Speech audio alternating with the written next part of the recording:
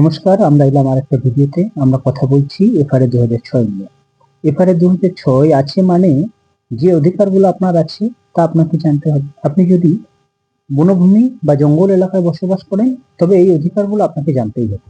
আপনি কি জানতে চান? তবে শেষ পর্যন্ত দেখুন, আপনার যেগুলো জানা দরকার অবশ্যই আসুন এক এক করে সেগুলোকে আমরা জানি। এফআরএ 2006 মানে হলো ফরেস্ট রাইট অ্যাক্ট 2006। বাংলায় বলা হয় বনাধিকার আইন। এই আইন আদিবাসী ও বনবাসী বা জঙ্গল এলাকায় যারা বসবাস করে তাদের জন্য। এই আইন তাদেরকে বসবাসের জমির আইনি অধিকার দেয়, ঘর বানানোর অধিকার বা জঙ্গল থেকে জীবিকা সংগ্রহ করার অধিকার এগুলো দেয়।